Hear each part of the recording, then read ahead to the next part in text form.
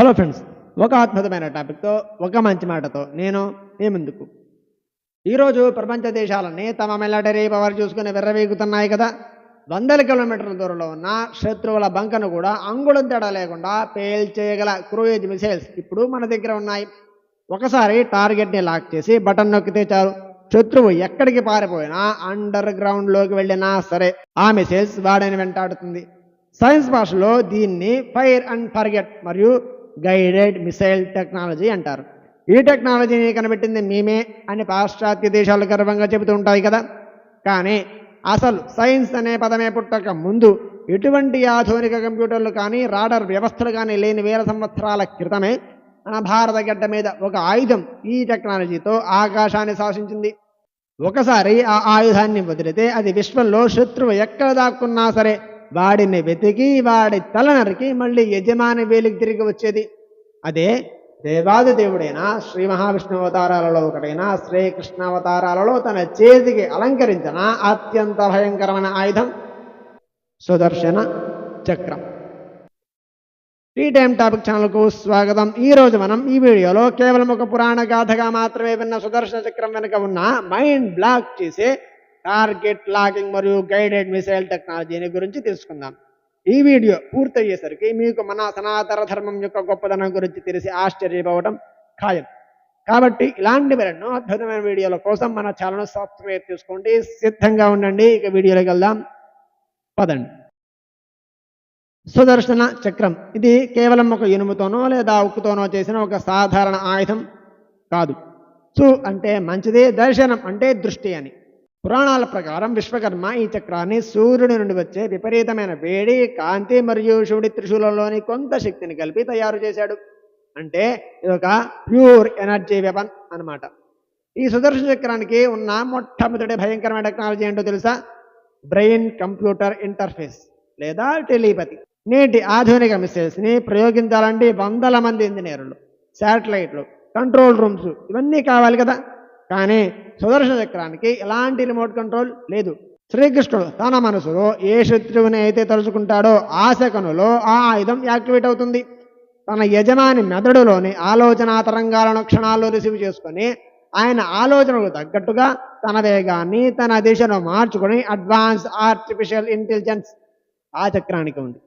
ఆలోచనతోనే ఒక యంత్రాన్ని కంట్రోల్ చేయడం అనేది సైన్స్ ఫిక్షన్ సినిమాలో చూస్తారు. కానీ ఎలన్ మాస్క్ తలపెట్టిన న్యూరాలింక్ ప్రాజెక్ట్ లాంటివి నేడు ఇదే టెక్నాలజీ మీద ప్రయోగాలు చేస్తున్నాయి. వేల సంవత్సరాల క్రితమే మన వాళ్ళు దీన్ని ఆయుధాలలో వాడారు అనడానికి సుదర్శన చక్రం ఒక గొప్ప సాక్ష్యం. ఇప్పుడు మోడర్న్ ఆయుధాలలో రెండో ఫీచర్ని చూద్దాం, గైడెడ్ మిసైల్స్. వీటిలో హీట్ సీకింగ్ సెన్సార్లు ఉంటాయి. అంటే టార్గెట్ నుండి వచ్చే వేడిని పసిగట్టి ఆ ఆబ్జెక్ట్ ఎటువైపు వెళితే అటువైపు మిసైల్ తన డైరెక్షన్ని ఆటోమేటిక్గా మార్చుకుంటుంది. కానీ సుదర్శన చక్రం దానికి ఇన్ఫ్రారెడ్ సెన్సార్లు లేవు. దానికి ఉన్నది బయో సిగ్నేచర్ ట్రాకింగ్ మరియు డిఎన్ఏ లాకింగ్. మహాభారతంలో శిశుపాలుడి వధ సమయంలో శ్రీకృష్ణుడు సుదర్శన చక్రాన్ని వదిలినప్పుడు సభలో వందలాది మంది ఉన్నారు. కానీ చక్రం కేవలం శిశుపాలుడి తలను మాత్రమే ఎందుకు ఖండించింది? పక్కన ఉన్న వాళ్ళకి చిన్న గీత కూడా ఎందుకు పడలేదు? ఎందుకంటే అది ఒక టార్గెట్ యొక్క బయో ఎనర్జీని, అంటే ఖచ్చితమైన మనిషి యొక్క వైబ్రేషన్ని లాక్ చేసుకుంటుంది. ఎంతలా అంటే శత్రువు ఒకవేళ పారిపోయి పాతాళంలో దాక్కున్నా లేదా మారువేషంలో వేరే లోకంలోకి వెళ్ళినా ఆ ఆయుధం వదిలిపెట్టదు. స్పేస్ మరియు టైంని దాటుకొని ప్రయాణించగల ఒక క్వాంటమ్ ప్రాజెక్టైల్ ఈ సుదర్శన చక్రం. శత్రువు ఎక్కడ దాక్కున్నా అతడి ముఖాన్ని, అతడి ఎనర్జీని స్కాన్ చేసి ఖచ్చితంగా టార్గెట్ ఫినిష్ చేసిన తర్వాతే అది ఆగుతుంది. ఇది ప్రపంచంలోనే అత్యంత perfect fire and forget technology. ఇదంతా ఒక ఎత్తైతే ఇప్పుడు నేను చెప్పబోయే పాయింట్ వింటే ఆధునిక సైంటిస్టుల మెదళ్ళు బ్లాక్ అయిపోతాయి. ఈరోజు మనం తయారు చేస్తున్న వందల కోట్ల రూపాయల మిసైల్స్ అన్నీ వన్ టైం యూజ్, అంటే ఒకసారి టార్గెట్ని తాకగానే అవి పేలిపోయి నాశనం అయిపోతాయి. ప్రపంచ బిలియనియర్ ఎలన్ మాస్క్ తన స్పేస్ టెక్స్ కంపెనీ ద్వారా రాకెట్లను మళ్ళీ వాడుకునేలా రీయూజబుల్ లాంచ్ వెహికల్స్ని తయారు చేసి ప్రపంచాన్ని ఆశ్చర్యపరిచాడు. కానీ ఈ రీయూజబుల్ అనే కాన్సెప్ట్ని సుదర్శన చక్రం ద్వారా వేల సంవత్సరాల క్రితమే శ్రీ మహావిష్ణు అవతారం శ్రీకృష్ణుడు మనకి చేసి చూపించాడు. సుదర్శన చక్రం శత్రువు తలనారికాక ఎక్కడికి పడదు, కింద పడిపోదు, పేలిపోదు.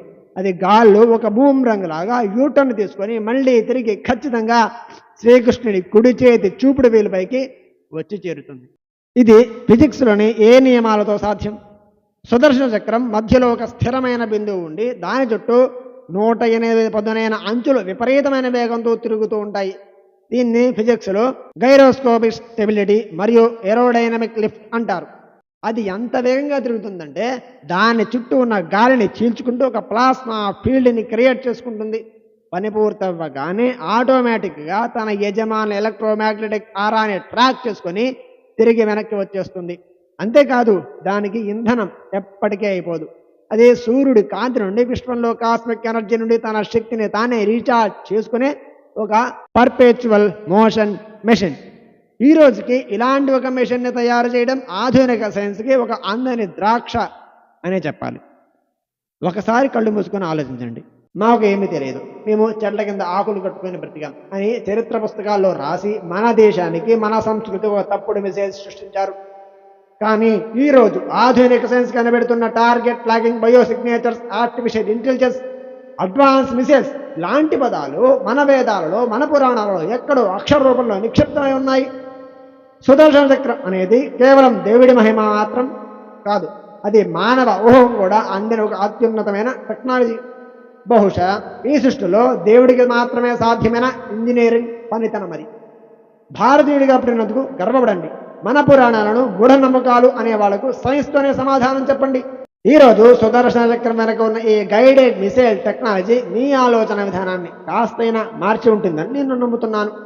ఈ అద్భుతమైన సత్యం నలుగురికి తెలియాలి అంటే దయచేసి ఈ వీడియోని ప్రతి ఒక్కరికి షేర్ చేయండి.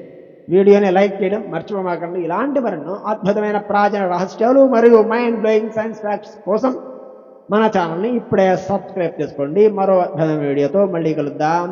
జై హింద్, జై శ్రీకృష్ణ. ఇక వెళ్లే ముందు ఈరోజు మంచి మాట.